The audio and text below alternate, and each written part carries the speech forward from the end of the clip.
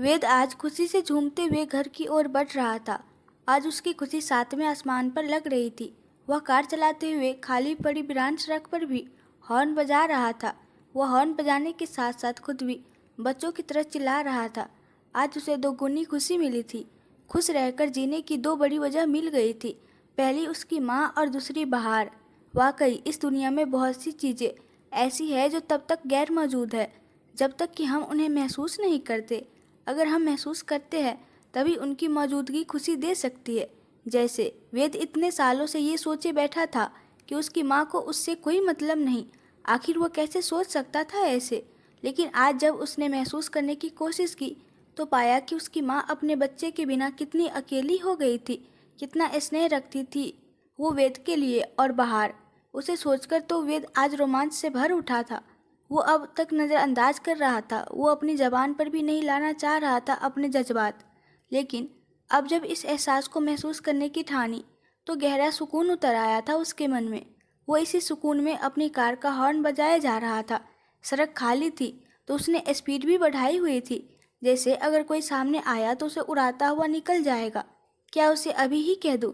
नहीं नहीं, मैं नहीं कह पाऊँगा। और अभी तो वो सो भी गई होगी। वो बहुत उत्साहित था। वो तो हिम्मत करके कहने वाली थी मुझे, मैंने ही उसे नहीं कहने दिया था। वो चिंतित हुआ। उसे याद आया कि बाहर भावनाओं में आकर कहने ही जा रही थी। तुम्हारी मासूमियत देखकर तो कभी ये एहसास नहीं हुआ था, लेकिन तुम्हारे इस स्वभाव से पक्का मुझे प्यार। वो आगे बोलती उससे पहले वेद गरजा, हे शट अप, चुप करो, हाँ मुझे वक्त नहीं है कुछ सुनने का। ये बात याद आते ही वेद ने बेचारे स्टीयरिंग को मुक्का जरा। वो स्टीयरिंग दर्द से चीख पड़ा, मतलब हॉर्न बजा। कितना बेवकूफ़ हूँ ना मैं, वो कह रही थी। उस पर इतना ज़ोर से चिल्लाया कि वो उसके बाद कभी ये कहने की हिम्मत ही ना जुटा पाई। अब वो नहीं कहेगी ना। वो बावला हो रहा था सोच में।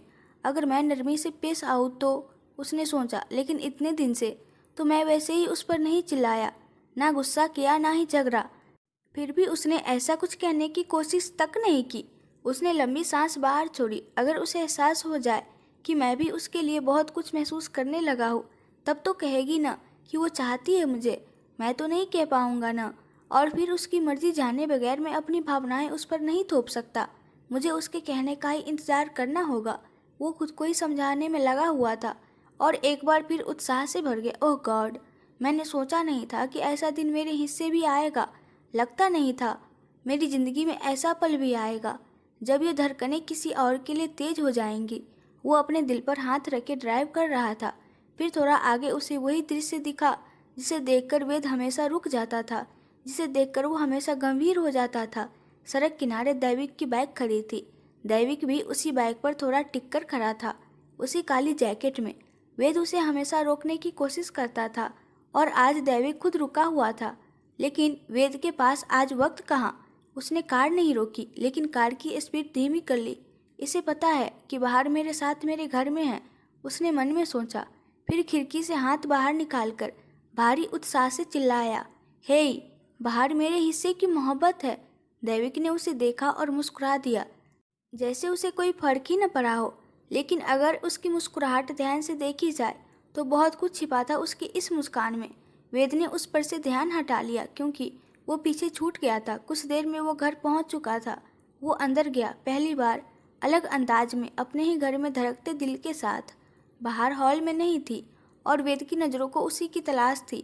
बस बहुत हो गया ये सख्त चेहरा, ये रूड बिहेवियर और ये अकेलापन। अब इन सबको वो अपनी ज़िंदगी से बाहर कर देगा। वो शायद सो गई होगी, वेद अपने मन में बोला और उसके कमरे की ओर बढ़ा। कमरे का दरवाज़ा खुला था, लाइट भी जली हुई थी। वेद बिना कदमों की आहट के अंदर आया। बाहर बिस्तर पर बैठी थी। वेद उसके पीछे खड़ा था और उसे वेद के आने का आभास नहीं था। उसने अपने हाथों में कुछ पकड़ा हुआ था और उसे ही देखने में व्यस्त थी। वेद थोड़ा आगे झुका। बाहर के हाथों में दैविक की तस्वीर थी। ये देखकर वेद का दिल मुरझा गया। हाँ, वो जानता था और समझता भी था कि बाहर की ज़िंदगी में दैविक के बहुत मायने हैं। उसने 2 साल दैविक की दोस्ती की छाँव में गुजारे थे और वो वक्त बाहर के लिए यकीनन खूबसूरत था। इसका एहसास तो वेद को तभी हो गया था जब बाहर ने उसे दैविक के बारे में बताया था। लेकिन बाहर उसे अपना प्यार समझ रही थी। ये बात आज वेद के दिल को तकलीफ दे गई। तुम भले ही मुझे दैविक समझती हो या जो भी समझो, लेकिन दैविक समझते हुए भी तुम वेद के प्यार में पड़ी हो, इस बात को तुम नहीं बदल सकती। वो अपने दुखी मन में बोला और मायूसी लिए वापस हॉल में चला आया। कहीं उसने अपनी भावनाओं को नाम देने में ज़्यादा जल्दी तो नहीं कर दी, या फिर ऐसा हो कि उसे देर हो गई हो। वो वापस उन्हीं विचारों पर पहुंच गया था। वो हॉल में ही सोफे पर बैठ गया। उसे महसूस हुआ कि वो किसी चीज़ पर बैठ गया है। वो हल्का सा उठा। वो रिमोट था जो बाहर ने सोफे पर ही छोड़ दिया था। उसने रिमोट उठाया और टीवी ऑन कर दी। हालांकि उसे मनोरंजन के साधन कभी पसंद नहीं आते थे, वो बस बेमन से चैनल पर चैनल बदलने लगा। बाहर भी टीवी की आवाज़ सुन हॉल में आ गई। वो खुद भी परेशान थी। क्यों परेशान थी ये उसे भी समझ नहीं आ रहा था। ऊपर से वेद भी परेशान नजर आ रहा था। वो आकर उसके बगल वाले सोफे पर बैठ गई। वेद को बाहर के आने का पता भी न चला। उसके दिमाग में सैकड़ों बातें चल रही थी, जिससे उसका ध्यान टीवी पर भी नहीं था। बस वो रिमोट के बटन दबाए जा रहा था। फिर कुछ देर में परेशान होकर रिमोट टेबल पर रख दिया। टीवी पर गाने बज रहे थे। हॉल में मध्यम रोशनी हो रखी थी। वेद ने नज़र उठाई, सामने बाहर बैठी थी। वेद के चेहरे पर बेबसी झलक आई। तभी गाना भी चेंज हो गया। आज अगर मिलन की रात होती, जाने क्या बात होती। वेद मध्यम रोशनी में दिख रही बाहर के चेहरे को देखता रहा, उसकी मौजूदगी महसूस करता रहा। कुछ बोला नहीं। बाहर का भी वही हाल था शायद। वो भी गुमसुम बैठी थी। गाना जारी था। सुनते हैं जब प्यार हो तो दिए जल उठते हैं। वेद लगातार बाहर की आंखों में देखे जा रहा था। बाहर अब अजीब से एहसासों से भर उठी। उससे वेद की नज़रों की तपिश नहीं झेली गई, तो वो उठी और जाने लगी। वेद ने उसका हाथ पकड़ लिया। पहली दफ़ा उसने खुद से ऐसी कोई हरकत की थी जिसमें उसके एहसास सम्मिलित थे। बाकी गुस्से में तो वो उसका हाथ कई बार पकड़ चुका था। कुछ देर यही बैठ जाओ ना, वेद शांति सी आवाज़ में बोला। वेद महसूस कर पा रहा था कि हमेशा मस्ती मजाक में रहने वाली बहार कभी कभी बहुत ज़्यादा दुखी नज़र आती है। लेकिन क्यों क्यों वो अचानक इतनी दुखी हो जाती है? मुझे नींद आ रही है, बहार बोली। उसका मन वाकई अशांत था। उसे भी नहीं पता था कि वो किस बात पर इतनी परेशान है। वेद ने उसके हाथ पर से अपनी पकड़ ढीली कर दी। कुछ देर पहले वो बहुत खुश था, लेकिन अब शायद उतनी ही दुखी हो रहा था। वेद ने जाती हुई बहार का हाथ देखा। उसके हाथ में अभी भी दैविक की तस्वीर थी। वेद का ध्यान अब गाने के बोल पर गया। मेरा नहीं है वो दिया जो जल रहा है मेरे लिए। मेरी तरफ क्यों ये उजाला आए हैं, इनको रोकिए। यूं बेगानी रोशनी में कब तलक कोई जिए। उसको गाने के लफ्ज अपनी बेबसी जैसे लगे। उसने तिल मिलाकर टीवी बंद कर दिया और अपने कदम जोर जोर से पटकता हुआ कमरे में चला गया। वो पता नहीं क्या महसूस कर रहा था अपने भीतर, कुछ टूटता हुआ सा। पिछले 1 महीने से वो शांत था, जब से कबीर ने उसे एहसास दिलाया था तब से ही। और आज कुछ बोलने का मन हुआ तो अब फिर वो हिम्मत हार चुका था। वो आकर बिस्तर पर औंधे मुंह लेट गया। उसने अपने जूते भी नहीं उतारे, जबकि वो एक अनुशासन में रहने वाला इंसान था। रात के किसी पल में उसे सोचते सोचते नींद आ ही गई। वेद अगली सुबह से वापस चुप रहने लगा। और क्या बोलता, वो कोई भी निष्कर्ष नहीं निकाल पा रहा था। बीती रात बमुश्किल उसने स्वीकार कर लिया था अपनी भावनाओं को, लेकिन जाहिर किससे करे? उसे, जो किसी और की तस्वीर लिए उसे अपना प्यार माने बैठी है। इसलिए उसका चुप हो जाना जायज़ था। इतने दिन से वो कबीर और माधव के सामने अपना परेशान चेहरा ले जाने से बचता था, लेकिन आज उसके चेहरे को देखकर कोई अनजान इंसान भी बता सकता था कि वो सैकड़ों सवाल अपने मन में लिए घूम रहा है। बेशक वो सवाल उसके मन को चोटिल कर रहे थे। कुछ दिन कबीर उसे नोटिस करता रहा। फिर एक दिन वो वेद के कैबिन में चला आया। तू ठीक है ना वेद? उसने आते ही पूछा। हाँ, मुझे क्या हुआ है? वो किसी मशीन की तरह बोला, बिना कोई भाव लिए। अपने आप से पूछ, नॉर्मल बिहेव नहीं कर रहा आजकल तू? कबीर उसे कुर्सी पर बैठाता हुआ बोला। ऐसा कुछ नहीं है यार। वेद ने उसका हाथ पकड़ लिया। इस तरह के बहाने कब तक बनाएगा भाई? उसकी बात पर वेद चुप रहा। कबीर वापस बोला, तू मुझसे तो शेयर कर सकता है। बाहर की वजह से परेशान है ना? वो उसके सामने कुर्सी लगाकर बैठ गया और वेद की आंखों में झांकने लगा। नहीं, उसकी वजह से क्यों परेशान होऊंगा? उससे तो कुछ दिनों से ढंग से बात भी नहीं हो पाती। वेद शांत भाव से बोला, तू बोल देना उसे, यू लव हर। कबीर ने एकदम से कहा तो वेद उसे देखने लगा। कबीर बोला, मुझसे छुपी नहीं है ये बात। बचपन से जानता हूँ तुझे। तू शांत रहने वाला इंसान कतई नहीं है। बता ना यार, क्यों परेशान है इतना? वेद ने अब उसके हाथों को पकड़कर अपनी आंखों से लगा लिया। वो चली जाएगी यार, मुझे अपनी आदत लगा कर।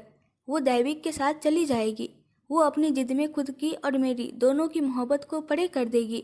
वो दुख में डूबता हुआ बोला, तू आगे का सोचकर अभी क्यों परेशान हो रहा है? बता देना उसे, वो भी तुझी से प्यार करती है। कबीर उसे दुखी देखकर परेशान हो गया। जानता हूँ यार, सी लव्स मी, लेकिन कहेगी नहीं। कह रही थी तब तो मैंने सुना नहीं। और वो जब तक मुझ में दैविक को देख रही है तब तक उसका इजहार पूरी तरह से मेरे लिए नहीं हो सकता। तू परेशान मत हो यार, मैं नहीं देख सकता तुझे ऐसे, कबीर बोला। उसके आने से पहले सुखी था, शायद उसके जाने के बाद टेंशन फ्री हो जाऊँ। वेद फिर बेमन से मजाक करता हुआ हंसा। कबीर भी झूठा सा मुस्कुरा दिया। अच्छा, अब दैविक सामने क्यों नहीं आ रहा? अब तो वो सबको मार चुका है ना? कबीर बात का रुख बदलता हुआ बोला, सबको?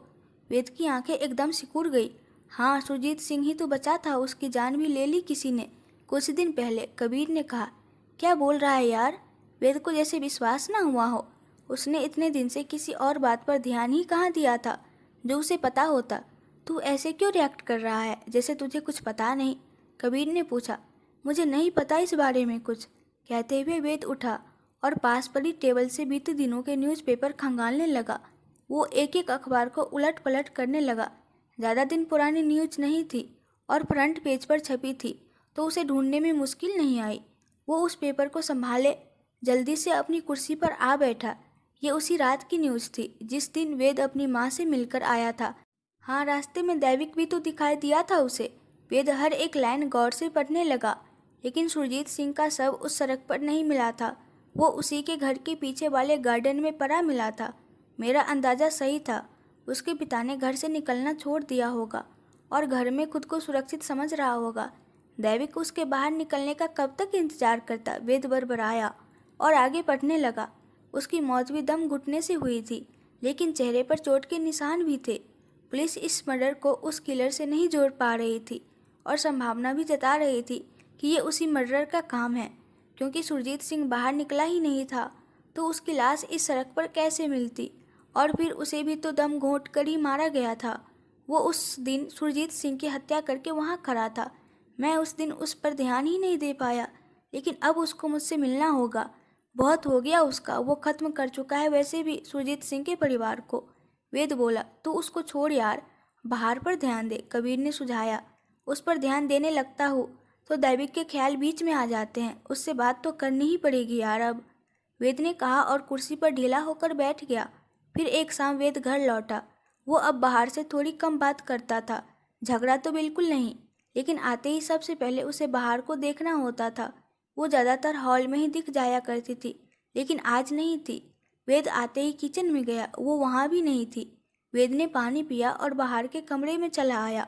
बाहर वही टेबल के पास खड़ी थी, या यूँ कहो कि टेबल की दराज से निकाल कर कुछ देख रही थी। वेद को लगा कि वो वापस दैविक की ही तस्वीर देख रही है। वो मुड़कर जाने लगा, फिर उसका हल्का सा ध्यान उसके हाथों पर गया। वो कोई तस्वीर नहीं थी, बल्कि न्यूज़पेपर की कटिंग्स थी। वेद जल्दी से थोड़ा आगे आया और उसकी आंखें अचंभे से खुल गई। तुम्हें ये सब पता था? वो एकदम से बोला, क्योंकि बाहर के हाथों में दर्शन, शौर्य और सुरजीत सिंह की मौत की न्यूज़पेपर कटिंग्स थी। बाहर ने उसकी तरफ देखा और शांत भाव से वो कटिंग्स वापस दराज में रख दी। मैं भी अखबार पढ़ती हूँ, मुझे कैसे पता नहीं होगा? वो बोली और चुपचाप आकर बेड पर बैठ गई। वेद ने वो दराज खोली। उसमें उस पुलिस वाले की हत्या की खबर वाला पेपर नहीं था, बस बाहर के पिता और भाइयों वाला पेपर ही था, जिनमें उन तीनों की तस्वीर भी थी। वेद ने मुड़कर बाहर को देखा। उसके चेहरे पर उदासी थी, लेकिन दुख नहीं, ये तो होना ही था। वो लंबी सांस छोड़ते हुए बोली, तुम ये नहीं जानना चाहोगी कि ये सब किसने किया? वेद ने वापस वो सब उसी दराज में रख दिया। बाहर ने शायद उनकी तस्वीर अपने पास रखने के लिए ये पेपर काट कर रखे थे। मैंने तुम्हें कहा था ना कि कोई बदला लेने पर आया तो उन तीनों की जान ही लेगा। देखो, ले लिया किसी ने अपना बदला। मैं जानकर क्या करूँगी? वो सिर झुकाए बोली, फिर भी वो तुम्हारे अपने थे। वेद उसके पास आता हुआ बोला, वो कई लोगों से उनके अपने छीन चुके थे, आगे भी यही करते। जिसने ये किया अच्छा किया, बाहर बोली और उठकर किचन में चली गई। वो इस मुद्दे पर और क्या ही बात करती, उसे दुख था, लेकिन वो जानती थी कि ये उनके कर्मों का फल था जो उन्हें मिला। कुछ रोज बाद वेद ऑफिस से घर लौट रहा था। आज ऑफिस में बहुत काम था। वो इतने दिन से अपने वर्क पर ध्यान नहीं दे पा रहा था, तो काम बहुत पेंडिंग था। आज वो सारा काम करके ही ऑफिस से निकला। काम निपटाने में उसको 11:30 बज गए थे और वो अब घर जा रहा था। तभी उसकी कार के सामने बाइक आके रुकी। वेद एकदम से हड़बड़ा गया। उसने जल्दी से ब्रेक मारे। उसका सिर आगे टकराता, लेकिन सीट बेल्ट की वजह से बच गया। वेद ने जोर से आंखें भींच ली। वेद को लगा जैसे उसने बाइक वाले को उड़ा दिया, क्योंकि वो एकदम से बीच में आकर रुक गया था। उसने धीरे धीरे आंखें खोली और लंबी सांस ली। बाइक और उसकी कार में थोड़ा सा ही फासला रह गया था, बस कुछ इंच का। उसने बाइक सवार पर नज़र डाली तो और अचंभे में आ गया। वो दैविक था जिससे वो इतने दिन से मिलना चाह रहा था, इतने सवाल करना चाह रहा था। वो उसके सामने खड़ा था। वो जल्दी से कार का दरवाज़ा खोलकर नीचे उतरा ताकि वो फिर से कहीं भाग न जाए। आहिस्ते भैया, तुमसे ही बात करने आए हैं हम, कहीं भागे नहीं जा रहे। दैविक उसे जल्दीबाजी में देखकर बोला। वेद से कुछ बोलते नहीं बना। दैविक सामने की ओर बढ़ गया। आओ, वो अपनी उंगलियों में चाबी घुमाता हुआ बोला। वेद उसके पीछे हो लिया। सामने ढाबा था जो आधी रात को ही ज़्यादा चलता था। दैविक वहीं पड़ी एक खाट पर आके बैठ गया। वेद भी उसके सामने बैठ गया। वेद ने नज़र घुमाई। सब कोई उन्हें ही देख रहे थे, लेकिन क्यों? ओह हाँ, अभी जो उनकी भिड़ंत होते होते बची, उस वजह से। और वो दोनों अपनी गाड़ियों को उसी हालात में सड़क पर छोड़ आए। वेद ने अपनी कार देखी। बस 5 मिनट की बात है, हटा लेंगे अपनी गाड़ियाँ, टेंशन क्यों ले रहे हो? दैविक बोला। 5 मिनट? मुझे तुमसे बहुत से जवाब चाहिए। वो 5 मिनट में पूरे नहीं हो सकते। वेद उसे घूरते हुए बोला। लेकिन भैया, हमें अभी भी इतनी फुर्सत नहीं है। हम बस तुमसे कुछ खास बात करने आए हैं। वो अपनी काली जैकेट की कॉलर ठीक करते हुए बोला। तब तक ढाबे वाला आ गया। आप क्या लेंगे भाई साहब? वो सभ्य लहजे में बोला। बस एक छाछ। वेद इतना ही बोला, क्योंकि अब यहाँ बैठे हैं तो कुछ तो लेना ही पड़ेगा। ढाबे वाला चला गया तो वेद दैविक से बोला। कौन सी खास बात करनी है तुम्हें? बाहर को कहो कि तुम्हारे घर के पास वाली चाय की दुकान पर हमको मिले, हम ले जाएंगे उसे अपने साथ कहीं दूर। दैविक सीधे सीधे कह गया। वही वेद चौंकते हुए खड़ा हो गया। व्हाट? ये क्या मजाक है? हम मजाक करने के लिए यहाँ नहीं आए हैं। तुम एक खूनी हो। तुम्हें क्या लगता है कि मैं कुछ जानता नहीं और बाहर तुम्हारे साथ क्यों जाएगी? वो मुझसे प्यार करती है, समझे तुम? वेद गुस्से में लेकिन बिल्कुल धीमी आवाज़ में बोला। हाँ तो उसको कहो ना कि दैविक बुला रहा है, फिर देख लेंगे कि किसे प्यार करती है। वो हंसा। तब तक ढाबे वाला एक गिलास ठंडी छाछ रखकर चला गया। तुम छाछ पीकर अपना दिमाग ठंडा करो, हम चलते हैं। दैविक उठ गया। क्यों मारा तुमने उन सबको? वेद ने पूछा। अरे भैया, हमें फुर्सत नहीं है इतनी लंबी कहानी सुनाने की। बाहर को कल रात 9 बजे ले आना। चाहो तो तभी दे देंगे तुम्हारे सवालों के जवाब। दैविक चला गया, लेकिन वेद ने उसे रोकना चाहा, लेकिन वो चला गया। वेद ने उस छाछ के पैसे चुकाए और बिना पिए वापस घर आ गया। उसने सोच लिया कि वो बाहर को ले जाएगा। अब चाहे किस्मत का जो फैसला हो उसे मंजूर होगा। अगर बाहर उसके काले सच को जानकर भी उसे अपनाना चाहे तो वो भी चलेगा, और अगर वो वेद को चाहती है तो वो नहीं जाएगी। उसके कदम घर की दहलीज लांघते वक्त ही कांप जाएंगे। अगले दिन एक बार फिर वेद ऑफिस से घर लौटा। 9 तो अभी ही बज गए थे, और फिर उसे बाहर को कहना भी तो था कि दैविक उसे लेने आया है। वो उसका दैविक नहीं है, वो वेद है। वो नहीं मानेगी तो उसे दैविक के सामने ही ले जाएगा वो। तब तो वो पहचान ही जाएगी ना कि दैविक समझते समझते किसी वेद को प्यार कर बैठी है। उसने भावुकता से आज अपने घर में कदम रखा। घर में अंधेरा था। एक बार को लगा कि लाइट चली गई है, लेकिन इन्वर्टर। खैर, वो अंदर गया और उसकी आंखें चमक उठी। हॉल छोटी छोटी मोमबत्तियों से रोशनी हो रखा था। आग वाली मोमबत्ती नहीं, लाइट वाली मोमबत्तियों से, जो एक लर में बंधी हुई मोमबत्ती के आकार में थे और हॉल में आकर्षक माहौल बना रही थी। वेद अंदर आया। लग जा गले कि फिर ये हंसी रात हो न हो, शायद फिर इस जन्म में मुलाकात हो न हो। वेद के कानों में हल्के संगीत की आवाज़ पड़ी और साथ ही किसी ने उसका हाथ पकड़ लिया। वो हल्की रोशनी में भी पहचान गया कि वो बाहर है। वेद के चेहरे के भाव एकदम से बदल गए। उसके मन में एकदम से गुदगुदी होने लगी। क्या सच में ये बाहर थी? बाहर ने उसे लाकर सोफे पर बैठा दिया और खुद उसके पीछे खड़ी होकर उसके बालों को सहलाने लगी। बाहर ने उसके कंधों पर से उसके गले के इर्द गिर्द अपनी बाहें लपेट दी। वेद तो कुछ कहने सुनने लायक न रह गया था। जाने क्या हो गया था आज बाहर को। वो कुछ देर में उसके सामने आई और फर्श पर बैठते हुए वेद के घुटनों पर अपना सिर टिका दिया। वेद के पैर कांप गए। वो उठी और वेद के बगल में बैठ गई। फिर एकदम से वेद के सीने पर सिर टिका दिया।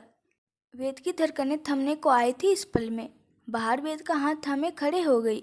वेद भी सोफे पर से उठ गया तो बाहर उसके गले आ लगी। उसने पहले भी ये बहुत बार किया था, लेकिन आज तो जज्बात ही अलग थे, वो भी दोनों तरफ से। बाहर के हाथ वेद के कंधों से सरकते हुए उसकी पीठ पर आ ठहरे। वेद पूरा सिहर कर रह गया। वेद की आंखें नम हो आई थी अब तक। वो उसको आज पहली बार बाहों में भर लेने चाहता था। उसने हाथ बढ़ाया कि उसके दिमाग में फिर वही नाम गूंज गया, दैविक। क्या ये मुझे दैविक समझकर ये सब? नहीं। उसका दिल बैठ गया। इतने में बाहर बोली, मैं तुमसे बहुत प्यार करती हूँ। कब तक मुझे नकारोगे? तुम भी चाहते हो ना मुझे? वेद चुप रहा। वो खुश हुए या दुखी समझ नहीं आ रहा था। उसकी आंखों में आंसू झिलमिलाने लगे थे। मैं तुम्हारे साथ रहना चाहती हूँ। मैं बहुत प्यार करने लगी हूँ तुमसे। मुझे कभी खुद से दूर मत करना। आई लव यू वेद। और इसी के साथ वेद को एक बड़ा झटका लगा। बाहर ने उसका नाम लिया पहली दफ़ा, वो भी मोहब्बत के इजहार में। उसे लगा कि उसे खुशी से हृदयघात ही हो जाएगा। ये इजहार मेरे हिस्से का है। ये भावनाएं, ये जज्बात, ये आलिंगन, ये सब कुछ मेरे हिस्से का है। ये मेरे हिस्से की मोहब्बत है। वेद के आंसू बह चले थे। उसने एक बार फिर बाहर को अपने आलिंगन में लेने के लिए हाथ बढ़ाए ही थे कि बाहर एक झटके से उससे दूर हो गई। वेदांत। बाहर के चेहरे पर एकदम से आश्चर्य के भाव आ गए थे, जैसे पता नहीं कौन सा गुनाह हो गया हो उससे। हाँ मैं वेद। बाहर, मैं भी तुमसे। वो अपने आंसू रोकने की कोशिश में बोला। तब तक नहीं। बाहर भागते हुए अपने कमरे में दाखिल हो गई और दरवाज़ा बंद कर लिया। बाहर, वो चीखा। उसे बाहर के चेहरे के भाव देखकर ही आभास हो आया था कि उसे सब कुछ याद आ गया है। सब कुछ। अब क्या? क्या वो उसे छोड़ के चली जाएगी? नहीं, ऐसा कैसे हो सकता है? उसने अभी कहा कि वो उसके साथ रहना चाहती है, लेकिन वो चली गई तो? हाँ, दैविक की बात तो वो भूल ही गया। उसने ठान लिया था कि वो कहेगा। वो अपने आंसुओं को खुद में समेटे और अपने भारी कदम लिए उस ओर बढ़ा और दरवाजे के पास चेहरा ले जाकर बोलने को हुआ। वो ये बिल्कुल बोलना नहीं चाहता था, लेकिन हालात से मजबूर था। अगर ये मोहब्बत सच में उसकी है तो दुनिया की कोई ताकत उससे बाहर को दूर नहीं कर पाएगी। बाहर। उसने बमुश्किल उसका नाम लिया। तुम्हें सब कुछ याद आ गया ना? दैविक ने पास वाली चाय की दुकान पर बुलाया है तुम्हें आज। बस वो इतना बोलकर ठहर गया। वो आगे कुछ भी न कहना चाहता था। ये भी नहीं कि तुम जा सकती हो। बाहर अंदर बैठी थी। उसको सब कुछ याद आ गया था, और सब कुछ याद आने को वो भूली ही क्या थी? सिर्फ भ्रम में वेद को दैविक समझ रही थी, लेकिन वो वेद के साथ बिताया एक भी लम्हा नहीं भूली थी। सब कुछ उसके दिल में था, एक रील की तरह। वो सच में वेद से प्यार करने लगी थी। हाँ, उसे वेद में दैविक नजर आ रहा था, लेकिन उसने महसूस वेद को किया था। वो बहुत कुछ सोचती रही। वेद हॉल में खड़ा था। बाहर कमरे से निकली। उसके हाथों में दैविक की तस्वीर थी। वो सीधे मेन गेट की तरफ बढ़ गई। बाहर नहीं, वेद चिल्लाया। उसे लगा जैसे किसी ने उसकी सांसें खींच ली हो उसके जिस्म से। वो कैसे उससे मुंह मोड़कर जा रही थी। बाहर, तो मुझे छोड़कर नहीं जा सकती। उसका रुलाई भरा स्वर उभरा। वो बेतहासा रो पड़ा था अब, लेकिन बाहर नहीं रुकी। वो चली गई। उसने मुड़कर भी वेद को नहीं देखा। वेद घुटनों के बल गिर पड़ा। इतनी सी खुशी देकर भगवान वापस इतना बड़ा दुख क्यों दे देता था उसे? तुम मेरी मोहब्बत हो बाहर, वापस आ जाओ। वो पूरी तरह चीखा और रोते रोते वहीं गिर पड़ा। किसे पता था वो उसके लिए इतनी ज़रूरी हो जाएगी। वो फर्श पर यूं ही किसी बिखरे कांच की तरह पड़ा रोने लगा। उसके घर की लाइट अब सच में चली गई थी। बाहर के जाने के साथ ही उसके आंसू फिसलकर उसके कनपट्टी के पीछे वाले बालों को भिगो रहे थे। वो कभी उदास नहीं होता था। जहाँ उदास होना होता था वहाँ भी वो आज तक गुस्सा करता आया था, लेकिन आज वो पूरी तरह टूटा हुआ सा महसूस कर रहा था। हाँ, उसे कहना नहीं आया, उसे जताना नहीं आया, लेकिन ये सच था कि वो बहुत प्यार करने लगा था बाहर से। और वो भी तो करती है ना, फिर क्यों अपने दिमाग के पीछे भाग रही है? प्यार तो दिल का मसला है, और जब दिल में वेद है तो क्यों जा रही है? वो वेद को छोड़कर वापस आ जाओ, वापस आ जाओ बाहर। वो अपना सिर फर्श पर टिकाए बिल्कुल दबी आवाज में कह रहा था, लेकिन बाहर ने तो मुड़कर भी नहीं देखा था उसे। फिर क्यों अभी इजहार में उसके मुंह से दैविक की जगह वेद का नाम निकला? वो उसके गले लगी। उसमें वेद के एहसास थे। दैविक तो कहीं दूर दूर न आया होगा उस पल जहन में। वेद का चेहरा लाल हो गया था। उसने अपने आंसुओं को एक बार भी पोंछने की कोशिश नहीं की थी। अब लग रहा था जैसे ये दर्द भी उसके हिस्से का ही था। इस एक पल में बेइंतहा दर्द महसूस कर पा रहा था वो। मैं कैसे रहूँगा तुम्हारे बगैर अकेला। उसने अकेले शब्द पर ज़्यादा जोर दिया और फिर सिसकने लगा। तभी हॉल में किसी के कदमों की आहट हुई। वेद ने सिर उठाया। इतनी सी देर में बहुत भारीपन आ गया था सिर में। आंखें धुंधला गई थी आंसुओं से। बमुश्किल उसने आंखें खोली और सिर को संयमित किया, लेकिन कोई फायदा नहीं था। घर में घोर अंधेरा छा गया था। लाइट जा चुकी थी। वेद को नजर नहीं आया कि हॉल में उसके अलावा कौन है। किसी की आहट तो हुई थी अभी। कौन? वो बोला और वापस अपना सिर फर्श पर टिका दिया। उसे चक्कर आने लगे थे अब। तभी हॉल की लाइट वापस आ गई। घर में रौनक फिर वापस लौट आई थी। वेद को मध्यम रोशनी का आभास हुआ तो हिम्मत करके उसने एक बार फिर अपना सिर उठाया। सामने बाहर खड़ी थी। उसकी आंखें ही नहीं बल्कि पूरा चेहरा आंसुओं से भीगा हुआ था। वो रो रही थी। वेद उसे वापस यहाँ देखकर जल्द से जल्द उठकर घुटनों के बल बैठ गया। अपने आंसुओं से भीगे चेहरे को हथेलियों से किसी बच्चे की तरफ पहुँचा और एक असहाय इंसान की तरह अपनी बाहें फैला दी। उसे विश्वास था कि बाहर आ गई है। उसके लिए वो वापस लौट आई। जैसा कि वो सोच रहा था कि वो नहीं जा पाएगी। इस दहलीज को लांघने से पहले उसके पैर कांप जाएंगे। वो बाहें फैलाए बैठा था और बाहर अपने कदम नहीं बढ़ा पा रही थी। बाहर के आंसू गालों से गुजरते हुए उसकी पूरी गर्दन भिगो रहे थे। तुम मेरी हो या नहीं, लेकिन मैं तुम्हारा हूँ, वो सुबकता हुआ बोला। बाहर भागते हुए घुटनों पर आ गई और झटके से उसके गले लग गई। अब उसके रोने की आवाज़ आने लगी थी। उसका एक हाथ वेद की पीठ पर और दूसरा हाथ वेद के बालों में अटका था। उसने वेद को इस कदर पकड़ा था कि अब अगर छोड़ दिया तो वो बदला लेगा और उसी तरह दूर चला जाएगा। नहीं, वो इतना भी बुरा नहीं। बाहर के दिल ने कहा। वो बस रोती रही, मुझे छोड़कर कभी मत जाना, अब मैं नहीं रह पाऊंगा। वेद के आंसू बाहर के कंधे पर गिरे तो बाहर को बहुत तकलीफ हुई। वो तो कितनी ही बार रो चुकी थी वेद के सामने, लेकिन उसने पहली दफ़ा वेद को रोते हुए देखा था, वो भी इस कदर। उसके दिल में एक गहरी चुभन हुई। वो जल्दी से वेद से अलग हुई। वेद को डर लगा। अभी अभी तो वो ऐसे ही दूर होकर चली गई थी। वेद ने भय से उसकी बाजुएं थाम ली। आंखों से आंसू निरंतर गिरे जा रहे थे। क्यों रो रहे हो तुम?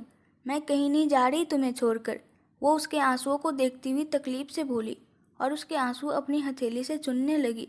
वेद उसे देखता रहा। वो परेशान हो गई थी वेद को रोता देखकर। तुम्हें एहसास है कि तुम खुद भी रो रही हो? वो उसके आंसुओं को देखकर बोला। बाहर ने उसकी आंखों में देखा। दोनों की ही आंखें लाल हो गई थी। वैसे वो इजहार, वो प्यार मेरे लिए था ना? वेद बोला। उसे अभी भी विश्वास नहीं हो रहा था कि उसकी किस्मत कुछ घंटों में इतनी करवटें ले चुकी थी। बाहर का इजहार, फिर उसका भरम टूटना, उसको छोड़कर चले जाना, फिर वापस लौट आना, ये सब कुछ सिर्फ कुछ घंटों में घटित हुआ था। बाहर ने उसके सीने पर सिर टिका दिया। तुम्हारे लिए नहीं था। वेद की धड़कनें फिर थमने को हुई। तुम्हारे लिए है, तुम्हारे लिए रहेगा, बाहर बोली। साथ ही वेद ने सुकून की लंबी सांस ली। और तुम्हें अब भी शक है कि वो इजहार तुम्हारे लिए नहीं था? मुझे ना वापस आना ही नहीं चाहिए था। वो हौले से वेद के सीने पर हाथ मारती हुई बोली। तुम चली क्यों गई थी अभी? वो उसका हाथ पकड़ कर बोला। मुझे लगा तुम मुझे मनाने बाहर आओगे, कहोगे कि मैं तुम्हें कहीं नहीं जाने दूंगा, मुझे खींचकर वापस अंदर ले आओगे, लेकिन तुम तो गम में यहीं ढेर हो गए। वो उसे देखती हुई नाराजगी से बोली। क्या तुम भी ना? मेरी जान निकल गई थी, मेरी सांसें थम जाती तो। वेद ने उसकी हथेली पकड़कर अपनी आंखों से लगा लिया। ऐसे कैसे थम जाती? मैं जान नहीं ले लूँ तुम्हारी? वो एक बार फिर नासमझी से बोली। तो वेद उसके हाथ अपनी आंखों पर लगाए हुए ही मुस्कुरा दिया। वैसे तुम सिर्फ इसलिए रोकना चाहते थे ना, ताकि तुम्हारा झगड़े बिना मन नहीं लगता? वो उसे मुस्कुराते देख फिर से चिढ़ती हुई बोली। यूं ही समझ लो, मैं किससे झगड़ता फिर? वेद ने नजरें उठाकर कहा। तुम बहुत बेकार इंसान हो। वो उसके दोनों कान पकड़ती हुई बोली। दोनों भीगी आंखें लिए फर्श पर ही बैठे थे अब तक। ये बेकार इंसान तुम्हें बहुत चाहता है। वो उसकी सुर्ख हो चुकी आंखों में देखते हुए बोला। मुझे भी गलती से इस बेकार इंसान से प्यार हो गया था। वो काफ़ी देर बाद हंसी। मुझे नहीं पता था कि मुसीबत से मोहब्बत भी हो सकती है। वो भी आंखों में नमी लिए हल्का सा हंसा। तो बाहर चीख उठी। मैं मुसीबत? इस दुनिया की सबसे प्यारी मुसीबत, जिसे किस्मत ने खुद लिखा है मेरे हिस्से में। वो अब की बार प्यार से बोला। खुशी के आंसू अब तक आंखों के कोर पर थे। चलो अब बहुत हो गया तुम्हारा रोना, मैं नहीं जा रही कहीं, लेकिन अब अगर कभी रोए तो देख लेना सच में चली जाऊंगी। वो उठी और साथ में वेद को भी हाथ पकड़कर उठाया। तुम यहीं रहना, इन आंखों से एक कतरा भी नहीं गिरेगा कभी। वो बाहर का हाथ अपने दिल पर रखता हुआ बोला। फिर उसे याद आया दैविक, उसने बाहर को बुलाया था। दैविक ने तुम्हें बुलाया था, तुम उसे कह देना कि वो तुम्हारा बहुत अच्छा दोस्त है और हमेशा रहेगा, क्योंकि उसे भी लगता है कि तुम उससे प्यार करती हो। वेद ने कुछ देर शांत रहने के बाद कहा, दैविक मैं उससे प्यार नहीं, वो मेरा दोस्त था। वो दोस्त जो हमेशा मेरे चेहरे पर मुस्कुराहट लाता था। मैंने अपने पागलपन में उसे अपना हट, अपनी जिद बना लिया। बाहर अपने दिमाग पर हाथ रखती हुई बोली। उसके दिमाग में अब भी कुछ मिसिंग था। एक बात बताऊँ तुम्हें, वेद ने कहा। वो दैविक के बारे में बाहर को बताना नहीं चाहता था। वो नहीं चाहता था कि बाहर कभी दैविक से नफरत करे, क्योंकि जब बाहर अकेली थी तब दैविक ही उसका अपना था। उसके लिए वो मासूम दोस्त था, एक निश्चल दोस्त। लेकिन बताना जरूरी भी था, इतनी बड़ी बात छिपाई नहीं जा सकती। हाँ कहो, वो बाहर ये जो हत्याएं हुई है, मतलब तुम्हारे परिवार वालों की, वो ये सब दैविक ने किया है। वेद का कहना हुआ और बाहर का चौंकना। क्या ये नहीं हो सकता? दैविक तो बाहर बोलने लगी तो वेद ने टोका। हाँ दैविक मासूम है। जब तुमने मुझे उसके बारे में बताया था तब मुझे भी लगा था, यकीन मानो अगर मुझे कोई कहता तो मैं भी नहीं मानता। लेकिन मैंने खुद देखा है, हर मर्डर से पहले दैविक को उनके पीछे जाते हुए। बाहर अपना दिमाग पकड़कर खड़ी रह गई। उसे कुछ तो याद आ रहा था और उस पर वेद की बात। वो परेशानी में खड़ी थी। बाहर तुमने ही कहा था कि वो लोग ये डिजर्व करते हैं। मुझे दैविक का कदम गलत नहीं लगता। अगर एक पुलिस वाले की हत्या वाले मामले को अलग रखे तो। वेद ने देखा कि बाहर कुछ नहीं बोल रही है। बाहर तुम परेशान मत हो, दैविक तुम्हारा इंतजार कर रहा है, चलो चलते हैं।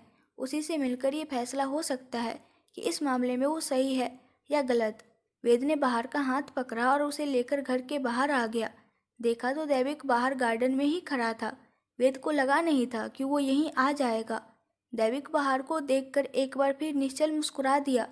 कोई नहीं कह सकता था कि ये इंसान 4 मर्डर कर चुका है। बाहर ने उसकी तरफ नज़र उठाकर नहीं देखा था। वो किसी सदमे में थी जैसे। वो बस जाकर साइड में रखी बेंच पर जाकर बैठ गई। सॉरी दैविक, बाहर तुम्हारे साथ नहीं जा सकती।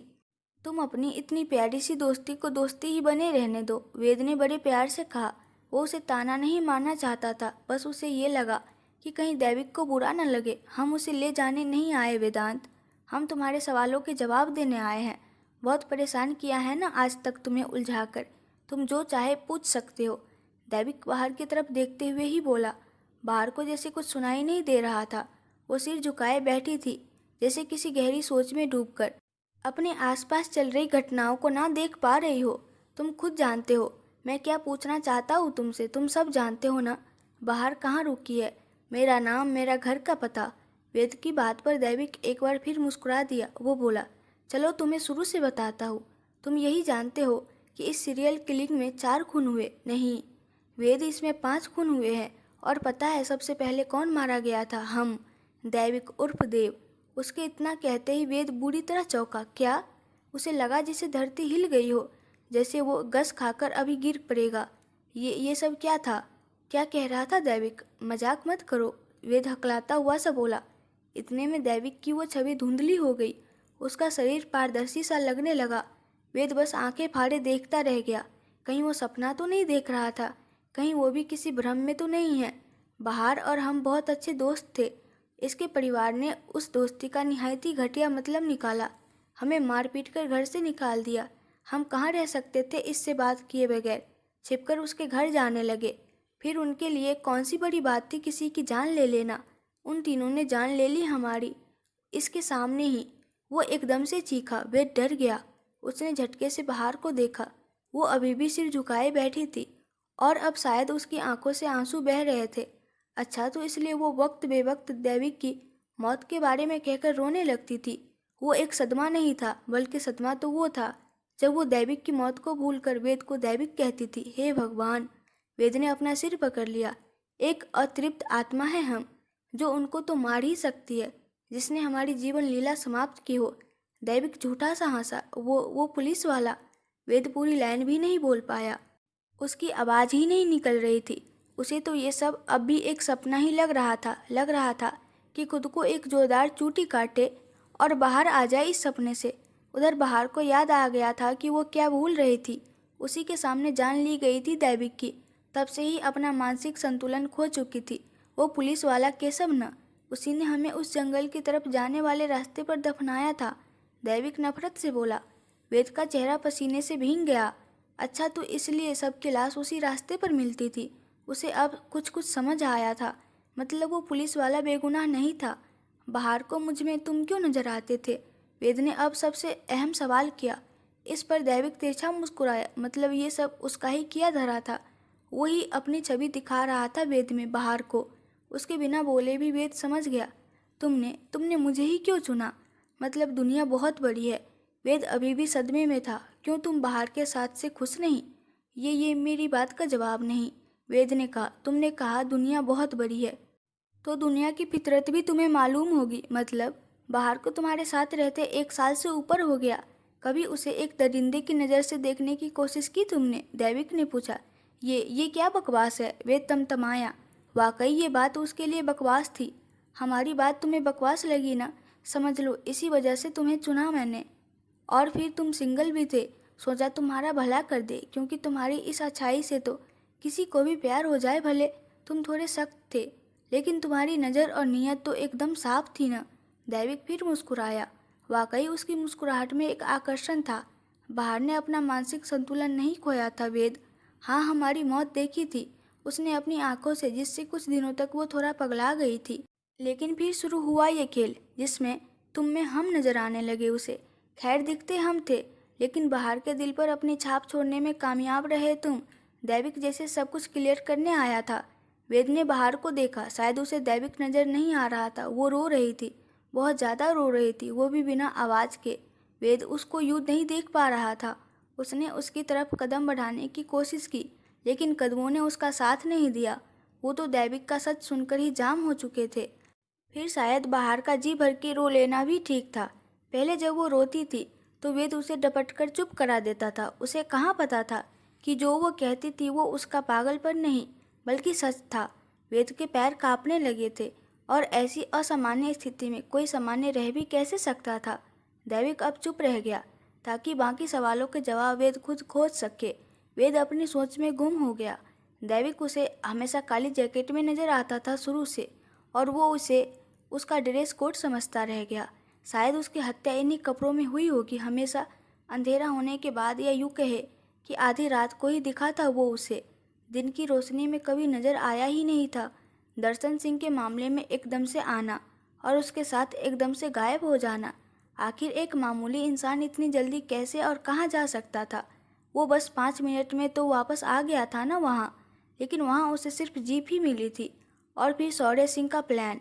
उनका प्लान था कि जैसे ही कोई पीछा करे तो शौर्य सिंह पुलिस को इन्फॉर्म करेगा। लेकिन दैविक तो वेद के अलावा किसी को नज़र ही नहीं आ रहा था, यहाँ तक कि बाहर को भी नहीं। तो शौर्य कैसे किसी को सूचना देता कि कोई उसका पीछा कर रहा है? और कहाँ वेद सोच रहा था कि शौर्य ने जोश में पुलिस को कॉल नहीं किया होगा। और अभी कल ही की तो बात है, उसे महसूस हुआ था कि उसने दैविक की बाइक को टक्कर मार दी है। फिर कैसे उसकी बाइक कुछ इंच की दूरी पर रह गई, क्योंकि ये बाइक भी दैविक के तिलिस्म माया जाल का हिस्सा थी। ढाबे पर सब लोग उन्हें इसलिए नहीं घूर रहे थे क्योंकि उनकी गाड़ियों की टक्कर होते होते बची थी, बल्कि वो सिर्फ वेद को घूर रहे थे क्योंकि वेद ने खाली सड़क पर बिना बात इतनी जोर से ब्रेक मारे थे। और फिर अकेला वहाँ खाट पर बैठा बड़बड़ा भी तो रहा था। दैविक तो उसके अलावा किसी को नज़र ही नहीं आया था। ढाबे पर उसने छाछ मंगाई थी, तो ढाबे वाला सिर्फ एक ही गिलास क्यों लेकर आया था? हाँ, वेद ने कहा था कि एक गिलास छाछ लाने को, तो उन्होंने दैविक का ऑर्डर क्यों नहीं लिया? अरे बेवकूफ़, वो किसी को नज़र आता तब तो कोई ऑर्डर लेता ना। वेद ने खुद को ही झिड़का। सच में वेद का ध्यान अब गया था इस बात पर कि उसके अलावा दैविक को किसी ने नहीं देखा। कबीर, माधव, बहार, किसी ने भी नहीं। वेद अब सच में चक्कर खाकर गिरने वाला था। ये सब बातें उसके दिमाग में अब आ रही थी। वो बेवकूफ़ नहीं था। इस तरह वो पहले क्यों सोचता? उसे तो अब तक यकीन नहीं आ रहा था कि वो क्या देख रहा है, क्या महसूस कर रहा है। ये जो इंसान उसके सामने खड़ा है, जिस इंसान से वो बात कर रहा है, वो एक इंसान है ही नहीं। ये एक अमुक्त आत्मा है जो अपना बदला लेने के लिए भटकती रह गई है। वो साफ देख पा रहा था, उसकी आंखें नहीं धुंधलाई थी, बल्कि दैविक का शरीर धुंधलाया हुआ था, एकदम पारदर्शी सा। हमें लगता है कि तुम्हें अपने जवाब मिल गए, दैविक अब बोला। वेद ने हल्के से सिर हिला दिया। अगर उसे पहली मुलाकात में पता चलता कि दैविक कोई जीता जागता इंसान नहीं है, तो वो तभी उल्टे पांव भाग चुका होता। लेकिन अब उसे एहसास था कि इस अतृप्त आत्मा से वो पहली बार नहीं मिला था, और एक दिन पहले तो आमने सामने बैठकर बात तक कर आया था, तो अभी तो उससे काफ़ी कदम दूर खड़ा था। दैविक ने उसकी तरफ कदम बढ़ाया तो उसकी सांसें ऊपर की ऊपर रुक गई। वो पीछे खिसकने को हुआ, लेकिन कहाँ ना, उसके पैर जाम हो गए थे। वो बस काँप कर रह गया। ये कोई सामान्य स्थिति थोड़ी थी। दैविक उसे यूँ डरता देख अपनी जगह ठहर गया। हे, तुम घबरा क्यों रहे हो? हम कोई बुरे इंसान, हमारा मतलब हम कोई बुरी आत्मा नहीं है, वो वेद के स्टाइल में बोला। तो वेद ने खुद को थोड़ा सामान्य किया। तुमने बाहर के पिता को उस सड़क पर क्यों नहीं मारा? वेद ने पूछा। क्या करते? वो बाहर आके मरने को तैयार नहीं था। वो हल्का सा हंसा, फिर एकदम से उसके चेहरे पर उदासी छा गई। और फिर हमें भी तो जाना है, कितना भटकेंगे यूँ? वेद से उसकी उदासी देखी न गई। वो तो मुस्कुराता हुआ ही अच्छा लग रहा था। तुम हमारा एक काम करोगे? दैविक ने पूछा। हाँ कहो ना, इतनी देर में। अब की बार वेद बोलने में डरा नहीं। हमारी लाश अभी भी उस जंगल वाले रास्ते पर दफन है, हमारा मतलब कंकाल। उसने लंबी सांस छोड़ी। क्या तुम? दैविक कुछ कहता उससे पहले ही वेद ने आंखें झपका दी। तुम्हारा शुक्रिया, हमारी सबसे प्यारी और इकलौती दोस्त को संभालने के लिए। हमें भी अब मुक्ति चाहिए, वो बोला। वेद तो इस असामान्य दृश्य में बंद सा गया था। अब हम चलते हैं, दैविक जाने लगा। तो वेद ने बाहर को देखा। वो अब चुप हो चुकी थी और इधर उधर देख रही थी, जैसे दैविक को तलाश रही हो। दैविक? दैविक रुका। वो बाहर। वेद का मतलब था कि वो एक बार बाहर के सामने भी आए। बाहर उठकर वेद की तरफ आई। वो नहीं है वेद, वो कहीं नहीं है, वो जा चुका है। तुम कह रहे थे ना कि तुम उससे मिले, कहाँ है वो? मुझे दिखाई क्यों नहीं देता? उसे कहो ना कि बस एक बार मेरे सामने आए, बस एक बार। वो यहीं है ना? तुमने नाम लिया उसका अभी? वो तुम्हें दिख रहा है ना? वो रोते रोते बोल रही थी। वेद उसके आंसू देखकर तरफ उठा। बाहर नहीं। वेद तरफ कर बोला। दैविक तुम हो यहाँ, मुझे क्यों नहीं दिख रहे? आओ ना एक बार, बस एक बार। वो खाली गार्डन में चारों तरफ नज़र घुमा रही थी। बाहर। वेद ने उसके कंधे पकड़े और एक तरफ उंगली उठाकर इशारा किया। बाहर ने उसी दिशा में निगाह घुमाई। दैविक धीरे धीरे उसे नजर आने लगा। बाहर उसे देखकर फपक पड़ी। उसके आंसू छलछलाकर आंखों से बाहर आने लगे। दैविक? दैविक नहीं, देव। तुम रो मत, ये तुम्हारा कच्चा पक्का सा दोस्त तुम्हें रोते हुए नहीं देख पाएगा, दैविक बोला। बाहर उसकी ओर बढ़ने को हुई तो दैविक ने रोक दिया। नहीं, तुम जानती हो ना, हम अब यहाँ नहीं हैं। तुम्हारा दोस्त दैविक कब का जा चुका है, लेकिन मैं साथ ना होकर भी हमेशा तुम्हारे साथ हूँ। तभी एक पन्ना फरफराता हुआ आया और उड़ते हुए बाहर के बाजू से आ चिपका। बाहर ने वो पकड़ा और अपनी आंसुओं से धुंधलाई आंखों को साफ कर उसे देखने लगी। वेद को उस पन्ने में कुछ नजर नहीं आया, लेकिन शायद बाहर देख पा रही थी उस पन्ने पर कुछ शायरी रूपी शब्द उकेरे हुए थे। कौन हूँ मैं? तुम कह देना, कोई खास नहीं। एक दोस्त है पक्का कच्चा सा, एक झूठ है आधा सच्चा सा, जज्बात से ढका एक पर्दा है, एक बहाना कोई अच्छा सा। जीवन का ऐसा साथी है जो पास होकर भी पास नहीं। कोई तुमसे पूछे कौन हूँ मैं, तुम कह देना कोई खास नहीं। एक साथी जो अनकहीं सी कुछ बातें कह जाता है, यादों में जिसका धुंधला सा एक चेहरा ही रह जाता है। यूँ तो उसके ना होने का मुझको कोई गम नहीं, पर कभी कभी वो आंखों से आंसू बन के बह जाता है। यूँ रहता तो मेरे जहन में है, पर नज़रों को उसकी तलाश नहीं। कोई तुमसे पूछे कौन हूँ मैं, तुम कह देना कोई खास नहीं। साथ बनकर जो रहता है वो दर्द बांटता जाता है। भूलना तो चाहूँ उसको, पर वो यादों में छा जाता है। अकेला महसूस करूँ कभी जो सपनों में आ जाता है। मैं साथ खड़ा हूँ सदा तुम्हारे कहकर साहस दे जाता है। ऐसे ही रहता है साथ मेरे की उसकी मौजूदगी का आभास नहीं। कोई तुमसे पूछे कौन हूँ मैं, तुम कह देना कोई खास नहीं। तुम जानती हो ना, मुझे शायरी कहनी सुनानी नहीं आती, तो गुलजार साहब की कुछ पंक्तियाँ कह दी। दैविक? बाहर फिर रोने लगी। उसने उस पन्ने को सीने से लगाना चाहा, लेकिन वो बाहर के हाथ से छूटकर उड़ गया। देव? बाहर चिल्लाई। अब वहाँ दैविक नहीं था और वो पन्ना भी हवा में कहीं अदृश्य हो गया था। देव! बहार उसका नाम लेकर रोने लगी। वेद की भी आंखें भीग गई। उसने बहार को कसकर गले लगा लिया और उसका सिर सहलाने लगा। दैविक कहीं नहीं गया है, वो जिंदा है तुम्हारे दिल में और अब शायद मेरे दिल में भी।